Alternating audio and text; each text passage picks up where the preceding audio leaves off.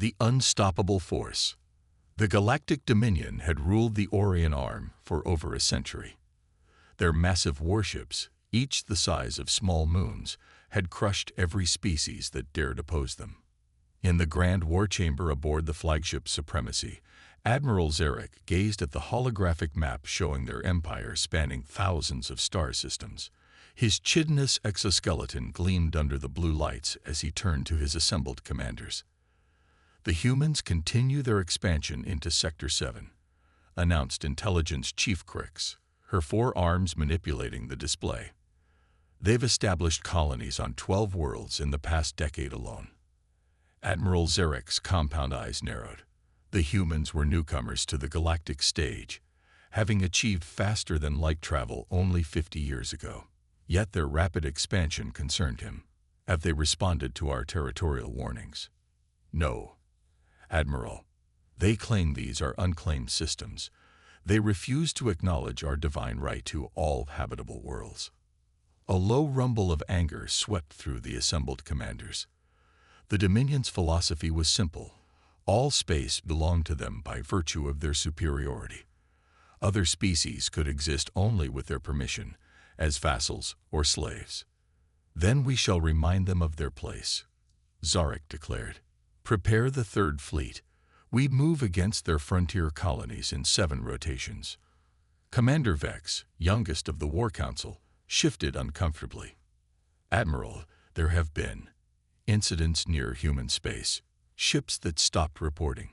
"Explain." 17 patrol vessels over the past year. They simply vanished. No distress signals, no debris fields. The humans deny involvement. Zarek waved a dismissive claw. "Pirates, spatial anomalies, or incompetent crews. The humans lack the technology to threaten Dominion vessels. Our shields can withstand supernovas. Our weapons can crack planets. What could these primitives possibly do?" 7 rotations later, the Third Fleet emerged from hyperspace at the edge of human territory. 97 warships, accompanied by hundreds of support vessels, formed an impressive display of Dominion might. Their target, the human colony world of New Damascus. "Scans show a population of 8 million, reported Tactical Officer Bren. "Minimal orbital defenses. 3 small patrol ships that are already retreating." Admiral Zarek settled into his command throne. "Send the standard ultimatum. Surrender or face obliteration." The response came quickly, not from the planet, but from deep space. A simple text message. "We encourage you to reconsider this action. Violence serves no one." "Pathetic," Zarek scoffed. "All ships, advance. Prepare for planetary bombardment." As the fleet moved forward, something strange appeared on their sensors. Tiny energy signatures, thousands of them, flickering in and out of existence around the fleet. "What are those readings?" Zarek demanded. "Unknown, Admiral," Brent replied, his voice uncertain. "They're too small to be ships. Perhaps some kind of probe or drone swarm." "Irrelevant. Continue the advance." The fleet pressed on, but the strange readings multiplied. Soon, millions of tiny signatures surrounded them, appearing and disappearing like fireflies in the cosmic dark. Then the first ship vanished.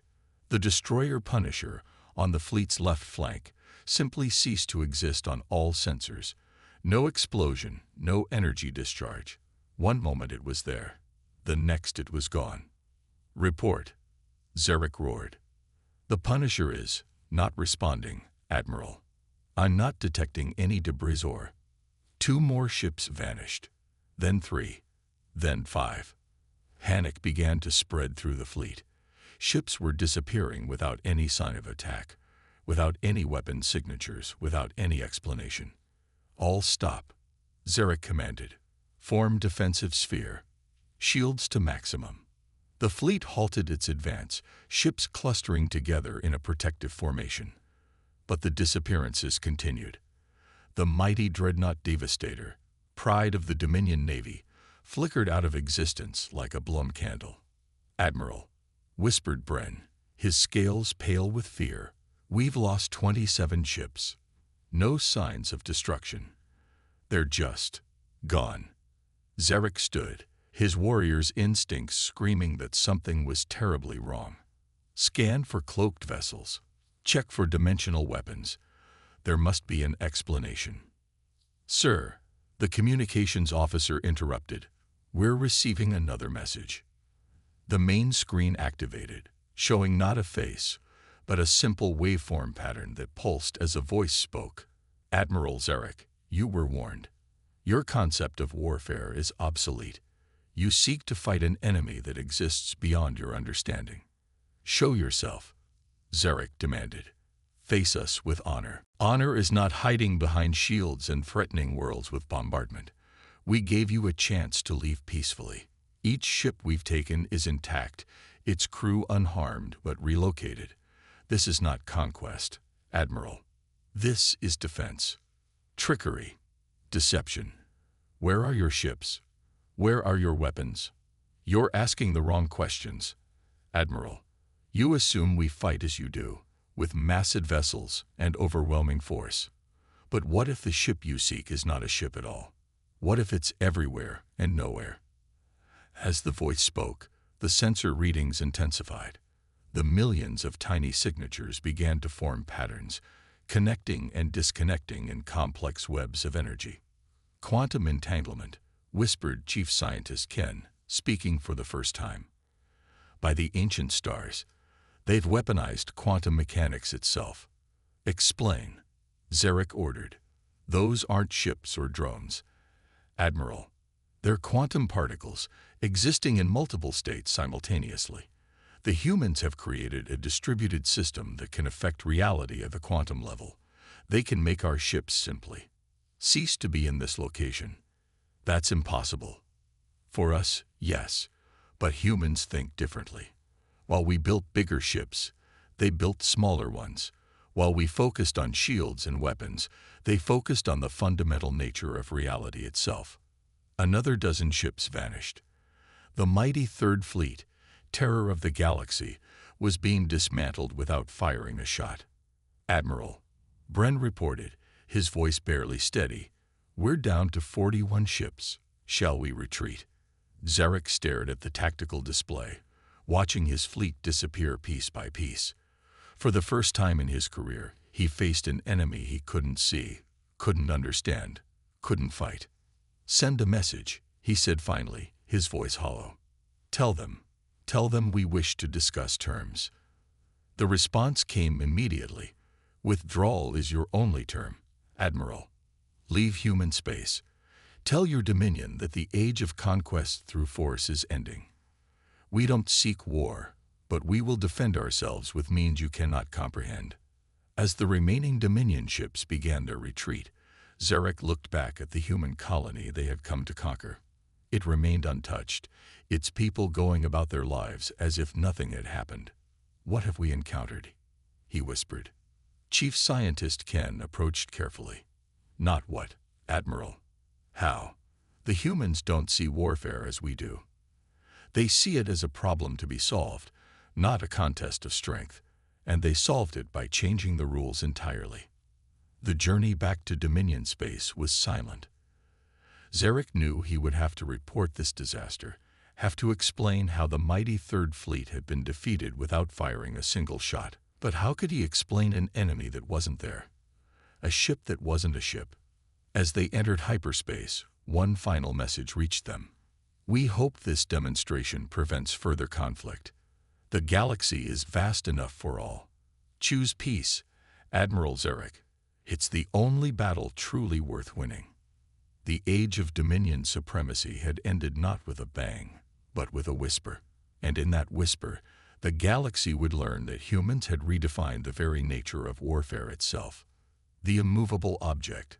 3 months had passed since the Third Fleet's humiliating retreat.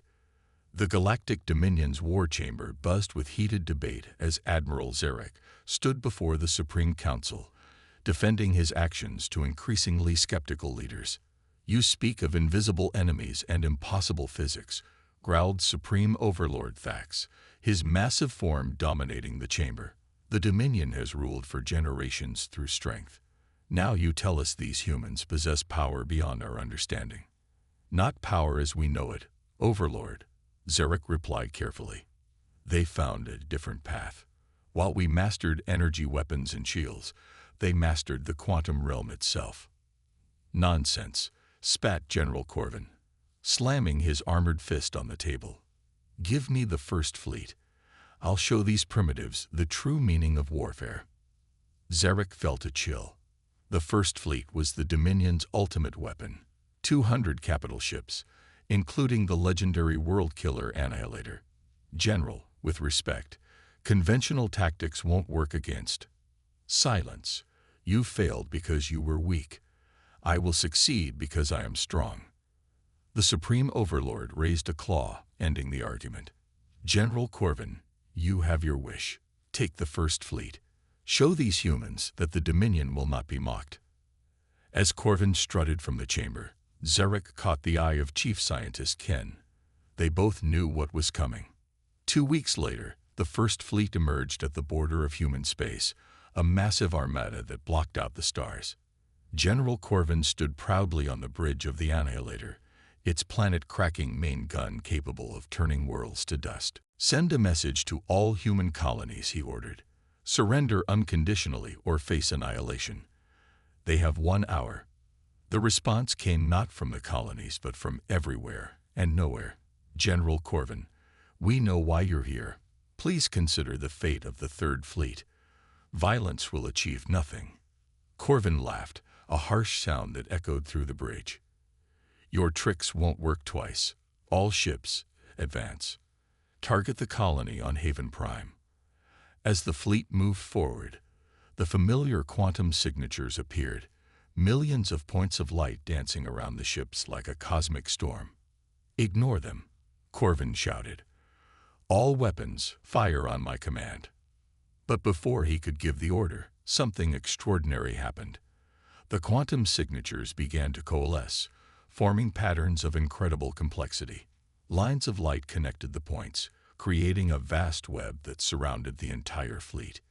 General, his science officer reported, voice trembling.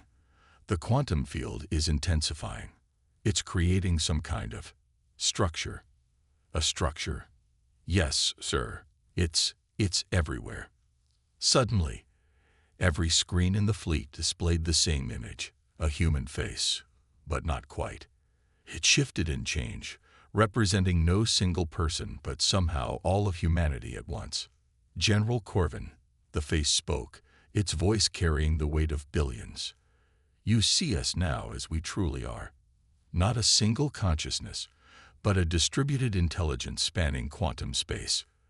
We are the dreaded ship you seek, not one vessel, but a collective will made manifest. Illusions, Corvin snarled. Prepare to fire. Your weapons are useless here, the collective continued.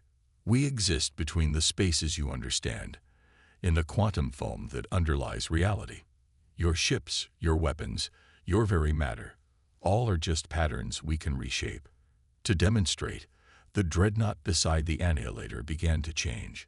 Its hull rippled like water, its structure reforming into something beautiful, a crystalline sculpture that caught and reflected starlight. Release my ship, Corvin demanded. It's unharmed, merely transformed. As we could transform your entire fleet, but we choose not to. We choose peace. Why? Corvin asked, genuinely puzzled. You have the power to dominate the galaxy. Why settle for defense? The collective consciousness seemed to smile. Because domination is the old way, General. We learned something your Dominion hasn't. True strength lies not in conquering others, but in lifting them up. We don't want subjects or slaves. We want neighbors. The Dominion doesn't negotiate with lesser species. Lesser? The voice carried a hint of amusement. You still don't understand. There is no lesser or greater, only different. Your strength is in matter and energy. Ours is in information and quantum mechanics. The Venti excel at biotechnology. The Ashkor master gravitational fields. Each species brings something unique to the galaxy's tapestry. As the collective spoke, More ships began to transform. Some became gardens floating in space. Others turned into geometric art that defied conventional physics. Each transformation was reversible. The collective demonstrated, returning ships to their original forms with a thought. "We could have done this to your third fleet," the consciousness explained. "Instead, we simply moved them elsewhere, giving Admiral Zarek a choice. We offer you the same choice now." Corvin stood silent, watching his mighty fleet being gently reshaped like clay in an artist's hands. The planet killer weapon he commanded, capable of destroying worlds, was useless against an enemy that existed in the quantum spaces between atoms. "What do you want?" he asked finally. "Acknowledgement. The Dominion must recognize that the age of conquest is over. We'll establish borders, fair ones, trade agreements, cultural exchanges. The galaxy has room for all of us to grow without stepping on each other. And if we refuse, then every Dominion fleet that enters our space will find itself elsewhere. Every weapon fired will be redirected. Every aggressive action will be met with peaceful relocation. You cannot fight us, General, because we're not fighting you. We're simply existing in a way you haven't learned yet." Corvin looked at his transformed fleet, then at his own hands. For generations, the Dominion had ruled through fear and force. Now they faced something that made their entire military philosophy obsolete. "I must consult with my superiors," he said quietly. "Of course. Take your time. We're patient." As the First Fleet began its withdrawal, the collective consciousness gave them one final gift. Each ship found its databases updated with new information. Scientific principles the humans had discovered, philosophical concepts they'd developed, and most importantly, the blueprints for quantum communication devices. "These will allow us to talk without fleets and threats," the collective explained. "Consider it our first gesture of friendship." Back in Dominion space, the transformation of the First Fleet caused an uproar. But as scientists studied the data the humans had provided, excitement replaced fear. The quantum principles opened new fields of research. The philosophical concepts challenged age-old assumptions about dominance and hierarchy.